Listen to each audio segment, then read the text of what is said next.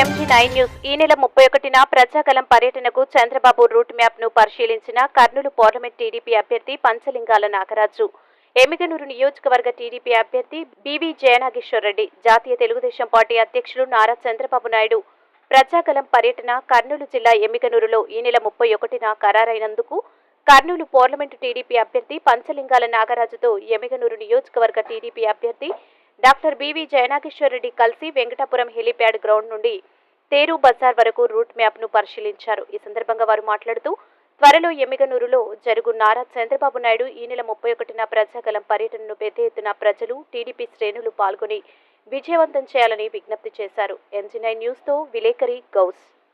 ముఖ్యమంత్రి జగన్మోహన్ రెడ్డి పాలనలో బీసీల ద్రోహిగా మిగిలిపోయి, రాయలసీమ ద్రోహిగా మిగిలిపోయి ఈరోజు వరదాన చాటునటువంటి ముఖ్యమంత్రి మొట్టమొదటిసారి కేవలం ఓట్ల కోసం మళ్ళీ బస్సు ఎక్కుతున్నాడు.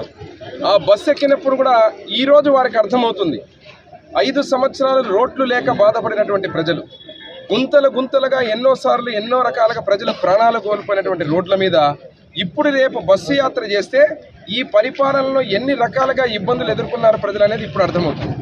నేను ఒకటే అడుగుతున్నా, కర్నూలు జిల్లాలో రేపు అంటే ఎల్లుండి ఎమ్మిగనూరులో ఆయన సభ పెట్టారు. ప్రజలకు మీరు ఏం చెప్తారు? ఈ ప్రాంతానికి హైకోర్టు తెస్తాను, న్యాయ రాజధాని అన్నారు. మీరు హెలికాప్టర్లో వచ్చిన హైకోర్టు కనిపిస్తూ ఉందా, లేక ఇప్పుడు బస్సులో వచ్చిన హైకోర్టు కనిపిస్తూ ఉందా? మీరు ప్రజలకు ముందు చెప్పాలా.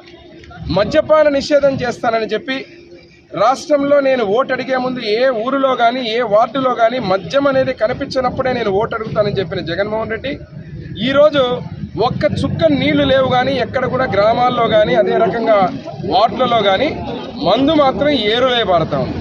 మరి ఏ రకంగా మీరు ఓటు అడుగుతారు ప్రజల్ని?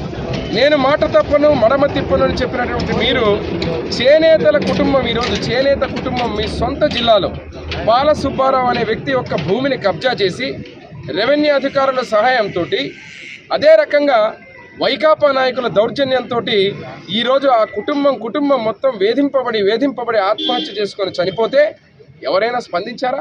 కనీసం ఎవరినైనా అరెస్ట్ చేశారా?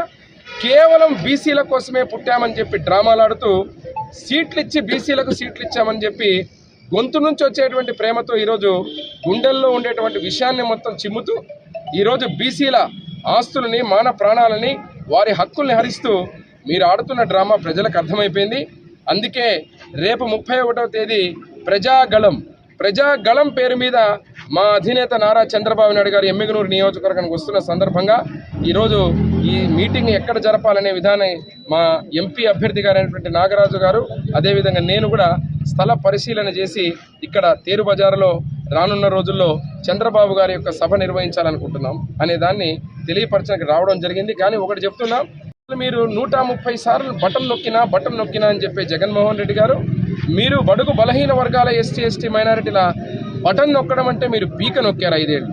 కాబట్టి ఇప్పుడు ప్రజల్లో ఉన్నటువంటి బాధని చంద్రబాబు నాయుడు గారి గొంతు ద్వారా ఈరోజు మళ్ళా ప్రజల దగ్గరకు వచ్చి మనందరినీ కూడా ఎమ్మిగనూరు ప్రజలే కాదు రాష్ట్ర ప్రజలందరికీ కూడా ఎన్నికల కురుక్షేత్రంలో చైతన్యపరిచి మళ్ళీ రాష్ట్రానికి భవిష్యత్తు ఉండాలన్నా, రాయలసీమకు భవిష్యత్తు ఉండాలన్నా తెలుగుదేశం పార్టీ, అదే రకంగా జనసేన, మోడీ గారి నాయకత్వంలో ఎన్డీఏ రావాలని కోరుకుంటూ ఇక్కడ ఈ సభ ద్వారా ఎమ్మిగనూరు ప్రజలందరూ కూడా ప్రతి ఒక్కరు కూడా మళ్ళీ సైకిల్ ఓటు వేసి శాసనసభ అభ్యర్థిగా బివి జయనాగేశ్వరరెడ్డి నన్ను బలపరచాలని, అదేవిధంగా ఎంపీ అభ్యర్థిగా ఏదైతే నాగరాజు గారు ఉన్నారో వారిని బలపరచాలని ఆ కార్యక్రమాన్ని నిర్వహించడానికి మా అధినాయకుడు రాబోతున్నారు. ప్రతి ఒక్కరు కూడా ఈ సభని రైతులు, మహిళలు, చేనేతలు, బడుగు బలహీన వర్గాలు, ఎస్సీ మైనారిటీలు, అన్ని వర్గాలు కూడా ఈరోజు ప్రతి ఒక్కరు కూడా ఆ సభని దిగ్విజయంగా విజయవంతం చేయాలని కోరుతున్నారు.